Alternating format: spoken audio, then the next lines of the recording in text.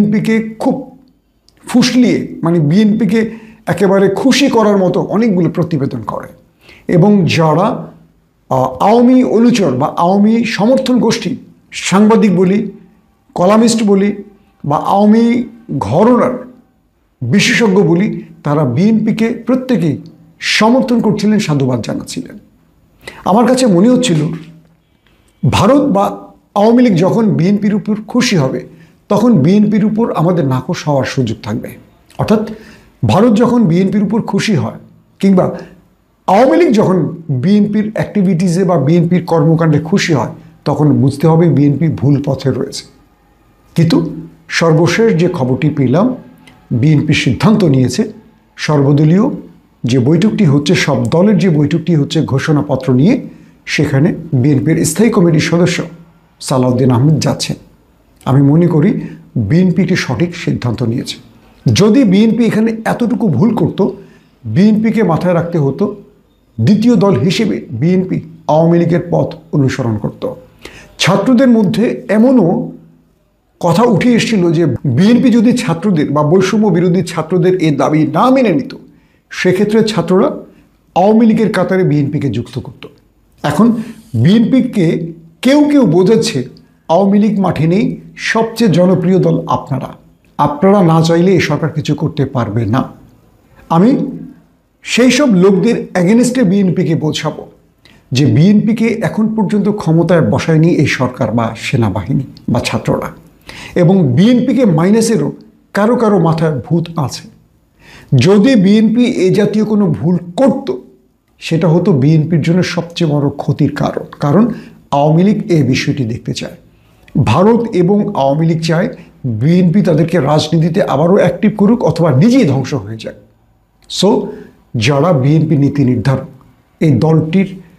এই দলটিকে ভালোবাসেন, তাদের বুঝতে হবে বিএনপি নামক একটা দল থাকলেও জনগণ বলে কিছু আছে। জনগণ আসলে কি চায়? মির্জা ফখরুল ইসলাম আলমগীর, রেজভী সাহেব বা বিএনপির 5-10 জন স্থায়ী কমিটির সদস্য যা চাইবে তা হবে না। জনগণ আসলে কি চায়? জনগণের পালস বুঝতে হবে। সালাউদ্দিন আহমেদকে এই বৈঠকে পাঠিয়ে বিএনপি সঠিক সিদ্ধান্ত নিয়েছে। কেন সঠিক সিদ্ধান্ত নিয়েছে এবার সেটা বলি। ছাত্ররা 15 বছরের এক জগদ্দল পাথর আওয়ামী লীগকে হটিয়েছে, যে আওয়ামী লীগের পাশে ওপারে বিশাল এক শক্তিশালী দেশ ভারত ঠাঁয় দাঁড়িয়েছিল, সকল শক্তি নিয়ে দাঁড়িয়েছিল, এবং ভারত তাদের সোলজার, তাদের ইন্টেলিজেন্স, গোয়েন্দা পাঠিয়ে এই দেশে ছাত্র হত্যা করেছে। এই ভারত বিএনপিকে 15 বছর দেয়ালের শেষ প্রান্তে গিয়ে ঠেকিয়ে দিয়েছে। এই ভারত বিএনপিকে ক্ষমতায় আসতে দেয়নি। এই ভারতকে বিএনপিকে ভালোবাসে। আজকে যদি বিএনপিকে কোনো প্রকার সমর্থন করে, এই ভারত বুঝেই নিতে হবে বিএনপিকে ধ্বংসের পরিকল্পনা তারা আটছে। নাম্বার 2, যদি এই শক্তিশালী আওয়ামী লীগের পতন ঘটাতে পারে আমাদের ছাত্র জনতা, মনে রাখবেন এই দুর্বল বিএনপিকে ধাক্কা দেওয়ার ক্ষমতা ছাত্র জনতার আছে। এখন বলবেন দুর্বল বলছি কেন? বিএনপি এখনো ক্ষমতায় আসেনি। বিএনপির বাংলাদেশে বিশাল জনশক্তি আছে, কিন্তু বিএনপি এখন পর্যন্ত জানে না সেই জনশক্তি কোন পক্ষে। আমি এর আগের ভিডিওতে খুব খোলামেলা বলেছি, যারা বিএনপির অ্যাক্টিভ রাজনীতি করেন তারা এক পক্ষে, আর সারা দেশে যে বিএনপির ভোটার তারা কিন্তু ভিন্ন পক্ষে। অর্থাৎ এই বিশাল ভোটাররা বাংলাদেশে একটা গুণগত পরিবর্তন দেখতে চান এই জুলাই অভ্যুত্থানের পর, এবং তারা ছাত্র জনতাকে সমর্থন করছেন। এবং সোশ্যাল মিডিয়াতে একটু অনুগ্রহ করে বলছি, আমরা যে কথাগুলো বলছি এই কথাগুলো কমেন্ট পড়বেন। কমেন্ট পড়লেই বুঝবেন আসলে দেশের জনগণ কী চায়। তো যদি বিএনপি কোনো কারণে ছাত্রদের সমর্থন না করত বা প্রোক্লেমেশনটার পক্ষে না দাঁড়াতো অথবা জুলাই ঘোষণাপত্রের বিরুদ্ধে দাঁড়াতো, তাহলে বিএনপি মূল স্রোত থেকে বিচ্ছিন্ন হয়ে যেত এবং এই বিএনপির বিরুদ্ধে সকল দলগুলো একাট্টা হতো, যার ফলে বিএনপি খুব শক্তভাবে আবার দাঁড়াতে পারত না। ইতিমধ্যে বিএনপিকে ভারতের তাবেদার হিসেবে চিহ্নিত করে ফেলেছে শত্রুপক্ষ। সো বিএনপি সঠিক সিদ্ধান্ত নিয়েছে, তারা সর্বদলীয় বৈঠকে যাওয়ার সিদ্ধান্ত নিয়ে। নাম্বার 3, যদি কোনো প্রকার এই জুলাই প্রোক্লেমেশনটি বাতিল হয়ে যায় এটি তো হওয়ার সুযোগ নেই, বিএনপিকে বাদ দিয়ে এটি হয়ে যেত। বৈষম্য বিরোধী ছাত্রদের অন্যতম সমন্বয়করা জানিয়েছে যদি বিএনপি এই বৈঠকে না আসতো তবে বিএনপিকে বাদ দিয়ে তারা এটি করত। যেহেতু বিএনপি আসেনি, ছাত্ররা বিএনপির বিরুদ্ধে প্রকাশ্যে দাঁড়িয়ে যেত এবং এই দুটো দলের বিরুদ্ধে নতুন করে আরেকটি মোর্চা তৈরি করতো তারা। যেভাবে সকল মানুষের সাহায্য নিয়ে হাসিনাকে পতন ঘটিয়েছে, সেই সাহায্যের জন্য ছাত্ররা আবার মাঠে নামতো।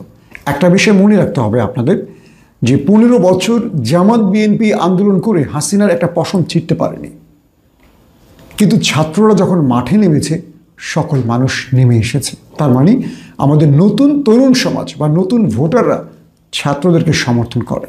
এটা হয়তো বিএনপির স্থায়ী কমিটির বৃদ্ধরা, ডাইপার পরা ব্যক্তিরা বুঝতে পারছেন না, অথবা তারেক রহমানকে বুঝতে দিচ্ছেন না, কিন্তু এটি প্রকৃত সত্য। কারণ আমরা মাঠে ঘাটে সে কাজগুলো করি, মানুষের কথাগুলো শুনি। 4 নম্বর, বিএনপি যে সিদ্ধান্ত নিয়েছে এতে করে কী লাভটা হলো। বিএনপি এখন পর্যন্ত তারা যে প্রোক্লেমেশন বা জুলাই ঘোষণাপত্রের বিষয়ে যে সর্বদলীয় বৈঠকটি হচ্ছে প্রফেসর ইউনূসের সাথে, সেখানে বিএনপি যাওয়া বিএনপি এখন পর্যন্ত সর্বাধিক পাওয়ার নিয়ে যাবে। বড় দল হিসেবে বিএনপির গুরুত্ব থাকবে সবচেয়ে বেশি, দ্বিতীয় দল হিসেবে জামায়াতের ভূমিকা থাকবে। কিন্তু বিএনপি না গেলে বিএনপিকে মাইনাস করে চিন্তা করা হতো এবং বিএনপিকে বলা হতো আজ থেকে কাল বা 2 দিন পর বা 3 মাস পর বা 1 বছর পর বিএনপি 24-এর হাসিনার পক্ষ অবলম্বনকারী হিসেবে চিহ্নিত হয়ে যেত।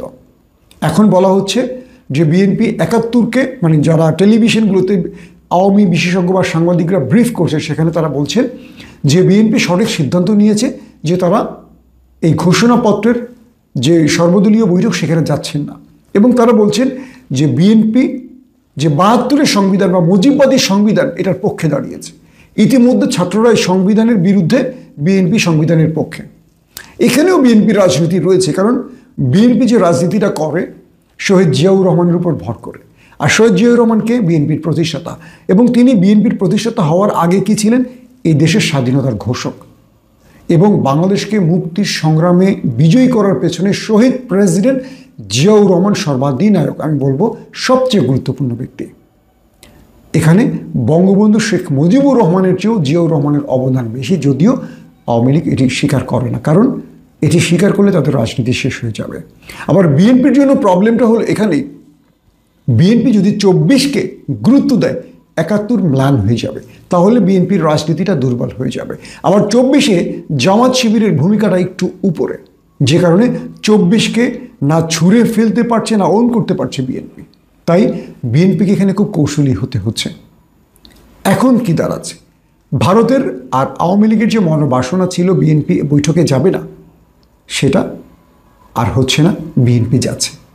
এবং এতক্ষণ গণমাধ্যমে আওয়ামী বিশেষজ্ঞরা, সাংবাদিক কলামিস্টরা যে খুশির ঢেকুর তুলেছিল, সেটা আবার পেটের মধ্যে চলে গেছে, অর্থাৎ তাদের বদ হজম শুরু হচ্ছে। পাশাপাশি 20 তারিখে ছাত্রলীগ, যুবলীগ, আওয়ামী লীগ মাঠে নামবে এমন একটি ঘোষণা আসছে শুনছি। এবং 20 তারিখ টার্গেট করে আওয়ামী লীগ কী করতে পারে, এটা নিয়েও আমি মনে করি আমাদের সরকারকে সঠিক সিদ্ধান্ত নিতে হবে। প্রশাসনের রন্ধে রন্ধে আওয়ামী লীগ বসে গেছে। আমি বিশ্বাস করি সরকারকে দ্রুত সিদ্ধান্ত নিতে হবে, প্রশাসনকে ক্লিন করতে হবে। এবং বিএনপির জন্য আর জামাতের জন্য একটি নসিহত আমার, আপনাদের ঐক্যে ফাটল ধরলে মনে রাখবেন আওয়ামী লীগ একটা বড় অপারেশন চালাবে বাংলাদেশে। আওয়ামী লীগ শেষ হয়ে যায়নি। আওয়ামী লীগ শক্তি সঞ্চারের জন্য চুপ করে রয়েছে। ওপারে আওয়ামী লীগ ট্রেনিং নিচ্ছে, প্রয়োজনে তারা সশস্ত্র অ্যাটাক চালাতে পারে বাংলাদেশে, এমন তথ্য আমাদের কাছে কিন্তু আসছে। এবং যারা দেশে রয়েছে তাদেরকে বলছে তোমরা শক্তি সঞ্চয় করো, তোমরা এখনই শেষ হয়ে যেও না, ক্লান্ত হয়েও না, শক্তি নষ্ট করো না। তার মানে বিএনপি জামাতকে আবারও এক হতে হবে। মনে রাখবেন বিএনপি জামাত আবারও এক হবে, কারণ তাদের ঘাড়ে নিঃশ্বাস ছাড়ছে আওয়ামী লীগ নামক সেই ফ্যাসিস্টরা। তাই বলছি, আপনারা কাদা ছোড়াছড়ি বন্ধ করেন। আপনারা 24-এর গণ অভ্যুত্থানকে নিজেদের বিজয়ের স্মারক হিসেবে চিহ্নিত করেন। আপনারা ছাত্রদের পাশে দাঁড়ান। নতুন বাংলাদেশ গড়ার ক্ষেত্রে যার যতটুকু ভূমিকা পালন করেন, ভারতকে আওয়ামী লীগকে খুশি করাবেন না কেউ ভুল করে। 20 তারিখ কী হবে দেশে সেটার অপেক্ষায় তো অবশ্যই থাকব।